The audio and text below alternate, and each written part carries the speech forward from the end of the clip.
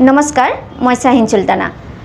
संबाद पहरी दर्शकर बारे লৈ আহিছো এটা বিশেষ কাহিনী আৰু এই কাহিনীটো কৈছে দিল্লীৰ মুখ্যমন্ত্ৰী অৰবিন্দ কেজৰিৱালে। এজন চতুৰ্থ শ্ৰেণী পাছ কৰা ৰজাৰ কাহিনী ক'লে সদনৰ মজিয়াত দিল্লীৰ মুখ্যমন্ত্ৰী অৰবিন্দ কেজৰিৱালে।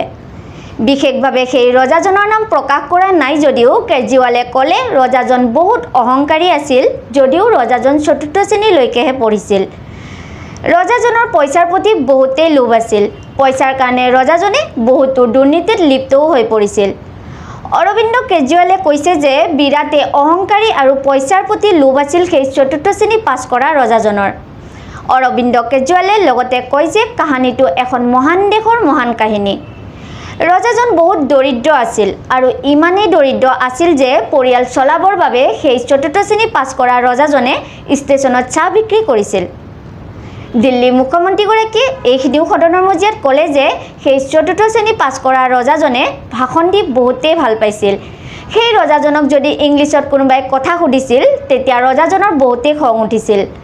পাছলৈ ৰজাজনে জালি কৰি পঢ়াৰ বহুত ডিগ্ৰী থকা চাৰ্টিফিকেটো উলিয়াই লৈছিল বুলি CBI জেৰাৰ পাছত সদনৰ মজিয়াৰ ভিতৰত অৰবিন্দ কেজৰিৱালে ৰজাজনৰ কাহিনী ব্যক্ত কৰিছিল।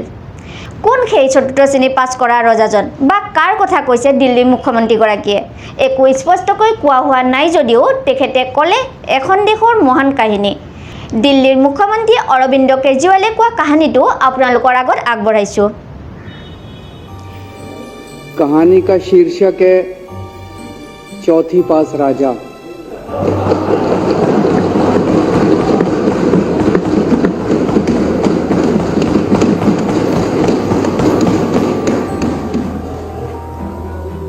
आपने बचपन में राजा रानी की बहुत कहानियां सुनी होंगी।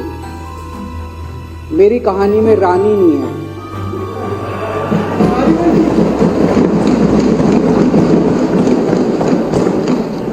बस राजा है। ये एक ऐसे राजा की कहानी है अध्यक्ष महोदय जो अनपढ़ था, चौथी पास था,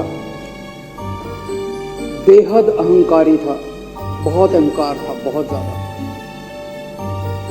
और पैसे की इतनी हवस थी, इतना भ्रष्टाचारी था, इतना भ्रष्टाचारी राजा था। ये एक महान देश की कहानी है। एक बहुत महान देश था, कई हजार साल पुराना देश। उस देश में एक गांव में एक बहुत गरीब परिवार में एक बच्चे का जन्म हुआ। जब बच्चे का जन्म हुआ तो ज्योतिषी ने कहा, गांव में ज्योतिषी होते हैं, आते हैं, वो पत्री बनाते हैं। ज्योतिषी ने कहा, माई तेरा लड़का बड़ा होके बहुत बड़ा सम्राट बनेगा। माई को यकीन नहीं हुआ, मेरा इतने गरीब हूं मैं, कहां से मेरा बेटा सम्राट बनेगा। तो उसने कहा, नहीं, तेरे बेटे के ग्रह बताते हैं तेरा बेटा बहुत बड़ा सम्राट बनेगा। बेटा धीरे धीरे बड़ा होने लगा। स्कूल, गांव का ही स्कूल था, स्कूल जाता था, उसका पढ़ने वढ़ने में मन नहीं लगता था। तो चौथी के बाद उसने किसी तरह से चौथी करी, चौथी के बाद उसने स्कूल छोड़ दिया। गांव के पास एक रेलवे स्टेशन था।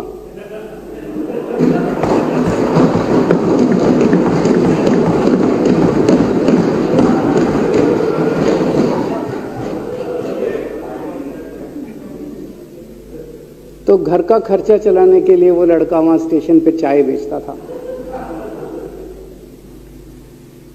लड़के को भाषण देने का बड़ा शौक था। सारे गांव के लड़कों को इकट्ठा कर लेता, आसपास के गांव के भी इकट्ठा कर लेता, सामने वो खाट डाल लेता, उस पे चढ़ जाता और भाषण देता। धीरे धीरे आसपास के गांव के लड़के भी इकट्ठे हो गए। जिस भी चीज में भाषण देता, एक बार शुरू हो जाता तो बंद ही नहीं होता। अब ज्योतिषी ने कहा था, लड़का बड़ा हुआ, बड़ा होके एक दिन उस महान देश का वो राजा बन गया। पूरे देश में उसका नाम हो गया चौथी पास राजा। लोग उसको चौथी पास राजा कहते थे। अब उसे आता जाता कुछ था नहीं। पढ़ा लिखा था नहीं। अफसर आते, कुछ कुछ अंग्रेजी में चपर चपर करते, उसको समझ नहीं आता। अफसर जो मर्जी उससे साइन करा के ले जाते, जो मर्जी उससे साइन करा के ले जाते। अब वो कुछ पूछे अफसरों से तो उसे भी शर्म आती थी कि मैं पूछूंगा तो उनको लगेगा अनपढ़ आदमी है, पता चल जाएगा। तो उसके भी दिल में ये रहता था, यार मैं पूछूं ना पूछूं। पता नहीं किस किस चीज पे उसने चौथी पास राजा ने साइन कर दिए। फिर धीरे धीरे राजा को ये बुरा लगने लगा, यार ये मेरे को चौथी पास कहते हैं। तो उसने एक फर्जी डिग्री बनवा ली। कहीं से फर्जी डिग्री बना के ले आया एमए की, बोला मैं एमए हूं। तो लोगों को लगा यार ये तो ठीक नहीं है, ये तो फर्जी डिग्री हम बना के ले आया हमारा राजा। तो लोगों ने आरटीआई डाली। जो आरटीआई डालता उस पर 25,000 रुपये जुर्माना।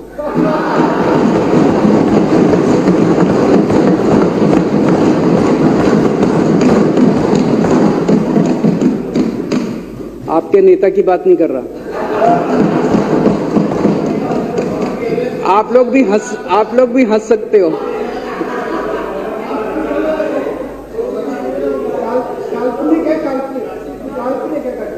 तो जो आरटीआई डाले उसको 25,000 रुपए का जुर्माना, जो आरटीआई डाले उसको 25,000 रुपए का जुर्माना। एक दिन कुछ लोग गए चौथी पास राजा के पास, बोले जी एक बड़ा धांसू आइडिया लेके आए हैं। बोले बताओ। बोले जी नोटबंदी कर दो, भ्रष्टाचार खत्म हो जाएगा देश से। तो उसने कुछ पूछा, उसे कुछ समझ नहीं आया राजा को क्या कह रहे हैं क्या नहीं, पर उसे लगा यार कुछ धांसू आइडिया होगा। उसने एक दिन रात को 8 बजे टीवी चैनलों पे जाके नोटबंदी कर दी। बोला सारे नोट बंद। पूरे देश में हाहाकार मच गया, तड़प गए लोग, धंधे बंद हो गए, दुकानें बंद हो गई, लोग बेरोजगार हो गए, बुरा हाल हो गया पूरे देश। लंबी लंबी लाइनें लग गई पूरे देश के अंदर।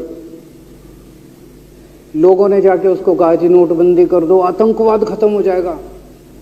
ना आतंकवाद खत्म हुआ, ना भ्रष्टाचार खत्म हुआ, देश बर्बाद हो गया। वो महान देश जिसका वो राजा बना था, वो देश 10 साल 15 साल 20 साल पीछे चला गया उस नोटबंदी से, उस चौथी पास राजा की वजह से। एक दिन कुछ लोग गए उस राजा के पास, बोले जी खेती खूब बड़ी हो जाएगी, ये किसानों के कानून पास कर दो। अब उसको कुछ अकल नहीं थी राजा को, अनपढ़ राजा था। उसने साइन कर दिए, 3 काले कानून पास हो गए किसानों के। पूरे देश के किसान सड़कों पे, जगह जगह मोर्चे, 750 किसानों की मौत हो गई 1 साल के अंदर। अंत में राजा को वो कानून वापस लेने पड़े। धीरे धीरे देश की समस्याएं बढ़ती गई, क्योंकि राजा ऐरे गहरे। इससे पहले एक और राजा आया था मोहम्मद बिन तुगलक, वो भी ऐसे ही करता था। कभी उसने देश की राजधानी बदल दी, कभी बोला मैं चमड़े के सिक्के बनाऊंगा। उसी तरह से ये था अनपढ़ राजा, कुछ भी कर देता था। अब राजा को एक दिन लगा यार मैं तो राजा बन गया, पता नहीं कितने दिन रहूंगा। तो उसकी गरीबी में जो जीवन उसने जिया था, उसे लगा यार पैसे तो कमाने चाहिए। पैसे कैसे कमाऊं? पैसे कमाऊंगा तो जनता में छवि खराब होगी। तो उसने अपने एक दोस्त को बुलाया और उस दोस्त को बोला कि ऐसा करते हैं कि मैं तो राजा हूं, सारे सरकारी ठेके तेरे को दिलाऊंगा, सारी कंपनियां तेरे को दिलाऊंगा, सरकारी पैसा तेरे को दिलाऊंगा, नाम तेरा पैसा मेरा। तेरे को पूरे उस पे 10% कमीशन तेरे को मिलेगा, सारा पैसा मेरा। दोस्त मान गया। दोस्त को क्या था, फ्री में पैसा मिल रहा था, दोस्त मान गया। उसके बाद दोनों ने मिलके जो देश को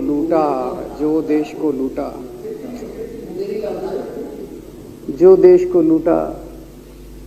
सबसे पहले वो दोस्त आया, बोला सर सबसे पहले बैंकों को लूटते हैं। तो वो बोला वो कैसे यार, बैंकों को लूटेंगे तो ये तो ठीक नहीं है। बोला नहीं ऐसे करते हैं, आप किसी बैंक के चेयरमैन को बुलाओ, उसको बोलो कि वो मेरे को लोन देगा। तो बोला लोन देगा तो वापस करना पड़ेगा। बोला वापस कौन करेगा, वापस थोड़ी करना है, आप राजा हो, वापस वूपस नहीं करना, लोन दिला दो बस। तो राजा ने एक बैंक के चेयरमैन को बुलाया, बोला इसको लोन दे। तो वो चेयरमैन की सिट्टी पिट्टी गुम हो गई, यार मैं तो मर जाऊंगा, फंस जाऊंगा, वो भाग गया। तो फिर उन्होंने ढूंढ ढांड के एक ऐसा चेयरमैन चुना जो कि सरासर भ्रष्टाचारी, जिसके ऊपर 10 फाइलें खुली हुई, जिसके ऊपर 10 केस चल रहे, उसको बुलाया। बोला देख तेरे को चेयरमैन बना रहे हैं, अब तू 10,000 करोड़ रुपए दे दे इसको, नहीं तो तेरे को जेल भेजेंगे। जेल जाना है कि पैसे दे रहा है? उसने कहा माई बाप मैं जो कहोगे जहां कहोगे साइन कर दूंगा। उसने 10,000 करोड़ रुपए का लोन उसके दोस्त को दे दिया। ऐसे करते करते लाख 2 लाख करोड़ रुपए इन्होंने बैंकों से लूट लिए। राजा ने, चौथी पास राजा ने और उसके दोस्त ने मिलकर 2-2.5 लाख करोड़ रुपए बैंकों से लूट लिए। अब बैंकों से पैसा लूटने के बाद उन्होंने देश को खरीदना चालू किया। सबसे पहले उन्होंने देश के एयरपोर्ट खरीदे, पहले 6 एयरपोर्ट खरीदे, फिर उन्होंने बिजली कंपनियां खरीदी, फिर उन्होंने बिजली के दाम बढ़ा दिए पूरे देश के अंदर, फिर उन्होंने सी पोर्ट खरीदने चालू कर दिए, फिर उन्होंने कोयले खदानें ले ली, फिर इन्होंने पुलिस को भेज भेज के जो लोगों की कंपनियां थी, प्राइवेट लोगों की कंपनियां, या बंदूक रख रख के उनकी कंपनियां छीन ली राजा ने और उसके दोस्त ने। हाहाकार मच गया पूरे देश के अंदर। इतनी महंगाई हो गई, इतनी महंगाई हो गई पूरे देश में। पहले गैस 400 रुपए सिलेंडर होती थी, चौथी पास राजा के आने के बाद 1100 रुपए सिलेंडर हो गई। पहले पेट्रोल 71 रुपए होता था, 97 रुपए हो गया। पहले डीजल 57 रुपए होता था, 90 रुपए लीटर हो गया। जब पेट्रोल के दाम बढ़ गए, डीजल के दाम बढ़ गए, तो सारी चीजों के दाम बढ़ गए देश के अंदर। हाहाकार मच गया। सब चीजों पे इसने और इसके दोस्त ने कब्जा। दूध पहले 46 रुपए होता था, 66 रुपए लीटर हो गया। बच्चों को माएं दूध पिलाने लायक नहीं बची, घरों के अंदर छोटे छोटे बच्चों के दूध छीन लिए इसने राजा ने।